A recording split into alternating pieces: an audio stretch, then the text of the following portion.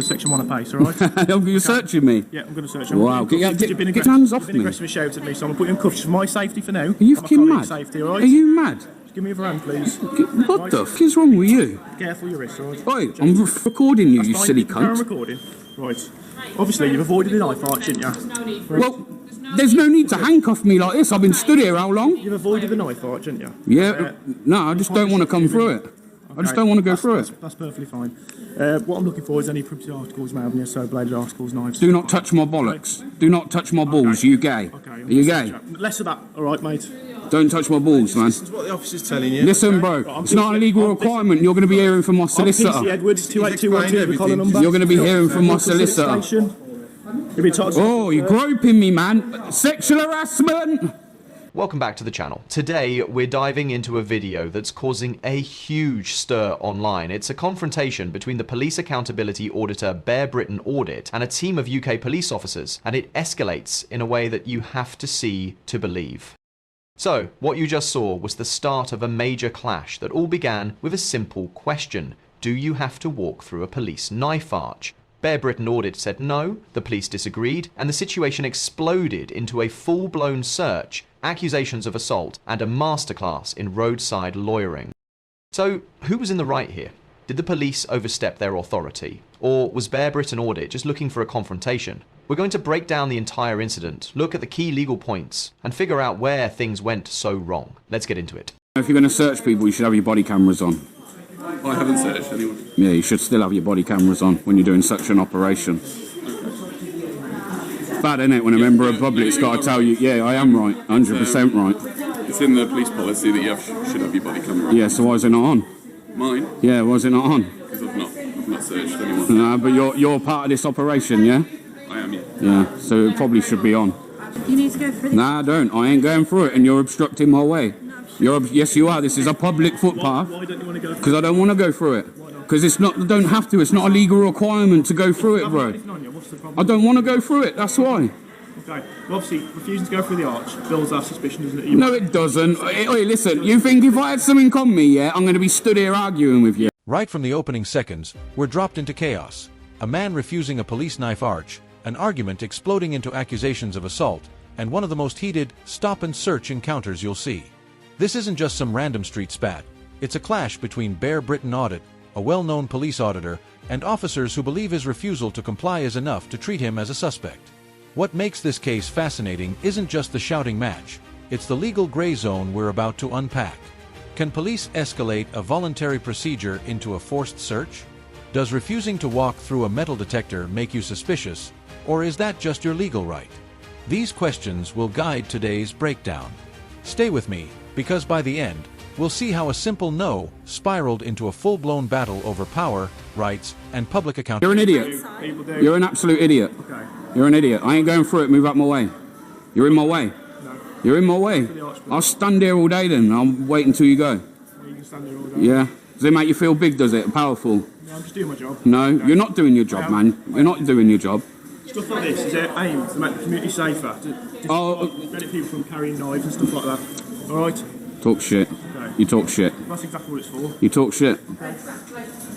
Alright, so the scene is a public street where police have set up a portable knife arch, a metal detector designed to catch people carrying weapons. Bear Britain Audit, the man behind the camera, is walking along and makes it clear he has no intention of walking through it. And right off the bat, he's correct. In a general public space, walking through a knife arch is voluntary. Police can't compel you to do it. But this is where the first point of conflict arises. The officers immediately tell him that his refusal is suspicious. This is a classic catch-22. The police set up a voluntary procedure, but if you exercise your right to not volunteer, they claim it makes you a suspect. Bear Britain Audit calls them out on this, arguing that if he actually had something to hide, he wouldn't be standing there arguing with a dozen cops. The standoff continues, it gets more heated, and eventually the police decide they have the grounds to search him. The police decide they have the grounds to search him. I don't get dictated to by you. That's why, yeah? No way, when I'm going about my day, am I being dictated to by you, or him, or him, or him, or her, or him. Not one of you's dictating to me to walk through that piece of shit. You can go the long way around. No, I can't. Oh, right, so if you really think there's suspicion, so if I turn and say I'm walking the other way now, you're not going to search me, no? You contradict yourselves, man. You contradict yourselves. You contradict yourselves. Okay, mate. You can be the same for purpose of search under Section 1 of PACE, alright? You're searching me. Their justification, Section 1 of the Police and Criminal Evidence Act, or PACE. This is the law that allows them to stop and search someone if they have reasonable grounds for suspicion, and in their view, refusing the arch gave them those grounds. This is where the situation goes from a verbal debate to a physical confrontation. Bear Britton Audit is handcuffed and the search begins. Throughout the search, he is extremely vocal, accusing the officers of assault and harassment. And then he makes the most serious allegation of the entire video. He repeatedly accuses the searching officer. It is huge. Bear Britton Audit immediately calls out the officers for not activating their body-worn cameras. That might seem like a small oversight, but in policing, especially during controversial stops, body cams are everything. They're meant to protect both the officer and the civilian. Without them, allegations of misconduct, whether true or false, turn into messy, he said, she said battles. What's fascinating here is that the civilian is the one insisting on accountability, while the officers look unprepared. Ask yourself, if the police really believed they were on solid legal ground, why wouldn't they want that extra layer of evidence of touching his genitals, calling it sexual assault? Articles, knives. Do not touch my bollocks. Do not touch my balls, you gay. Okay, Are you gay? Less of that, alright, mate. Don't touch my balls, man. This is what the officer's telling you. Listen, bro, it's not a legal requirement. You're going to be hearing from my I'm solicitor. PC Edwards, 28212, the collar number. You're going to be hearing from my solicitor. Oh, you're groping me, man. Sexual harassment. Sexual harassment. What are you doing, man? Fucking pulling my pants down. You're pulling my pants down, man. Your pants, stop shouting. He just pulled my trousers down. You're searching your pockets, your outer pockets, okay? Don't shout. You're in a public place. And stop being abusive towards the officer.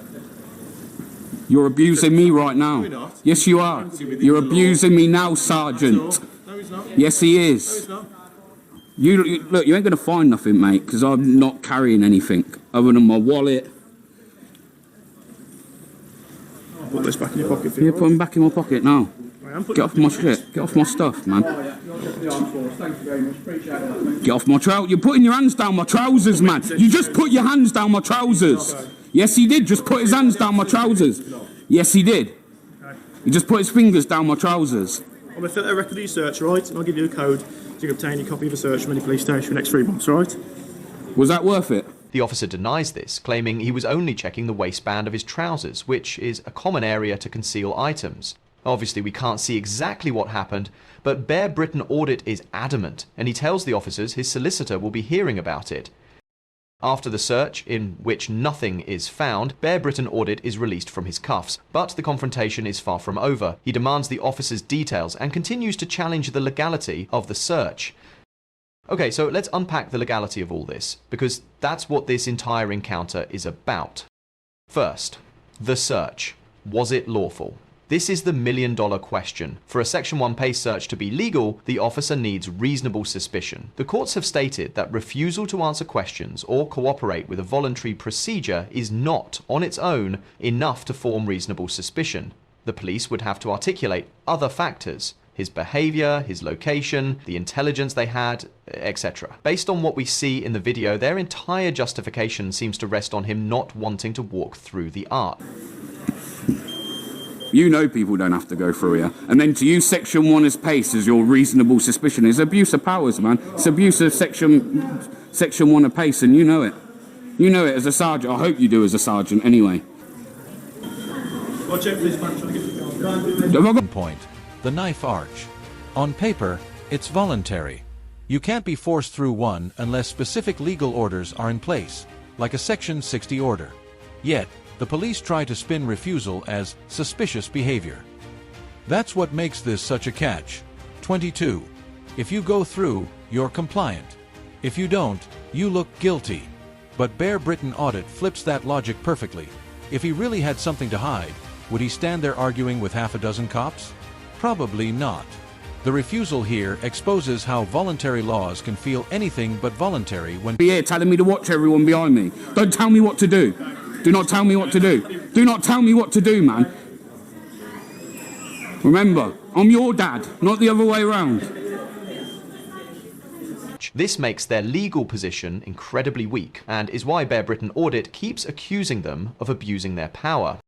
Second, the public order threat. At one point, a sergeant tells Bear Britain Audit to watch his language, or he'll be arrested for a public order offence. Bear Britain Audit fires back that police are expected to have a higher tolerance for profanity, and, again, he's right. It's well established in UK law that simply swearing in front of a police officer isn't enough to secure a conviction for a public order offence. The threat of arrest here seems more like a tool to silence him than a genuine legal warning. Third, the assault allegation. This is the most serious point. If the officer did intentionally touch him inappropriately, it would constitute sexual assault and a gross abuse of power. The officer's body-worn camera will be the most critical piece of evidence here. Bear Britain Audit knows this and repeatedly states that everything is being recorded. This will be for the Police Complaints Commission and the courts to decide, but the allegation itself completely changes the dynamic of the stop. By the search under Section 1 of PACE, the Police and Criminal Evidence Act. This law requires reasonable suspicion. But here's the kicker. Courts have said that refusing a voluntary procedure isn't enough on its own. You need additional factors. Yet, the police are acting as though refusal is the only factor they need. This is the heart of the controversy. Did they truly have lawful grounds, or did they stretch PACE to force compliance? That gray area is why so many viewers see this as a classic abuse of power. Take away from this. This video is a textbook example of how a routine police interaction can spiral out of control. On one hand, you have a citizen who is very well informed about his rights and is not afraid to assert them, albeit in a very confrontational and aggressive manner. On the other hand, you have police officers who seem to be on very shaky legal ground, escalating the situation by turning a voluntary act into a trigger for a forcible search. Instead of de-escalating, they met his aggression with force, leading to a situation where they found nothing, and are now facing a serious official complaint. Bear Britain Audit ends the video by vowing to post it online with the title, "PC Sausage Touches My Sausage," which just about sums up the level of animosity by the end. Ultimately, this encounter serves as a powerful reminder for everyone. Know your rights, but also know that asserting them can lead to intense and unpredictable situations. Things explode. During the physical search, Bear Britain Audit accuses the officer of touching his genitals, going so far as to call it sexual harassment. Now, to be clear, searching waistbands and pockets is standard procedure, because that's where weapons often get concealed. But perception is everything. The second a civilian feels violated, the legitimacy of the entire search collapses. Whether intentional or not, this allegation raises the stakes from a routine stop-and-search to a potentially career-ending complaint for the officer involved. Think about it. In a world where cameras are always rolling, one bad move can redefine an entire case.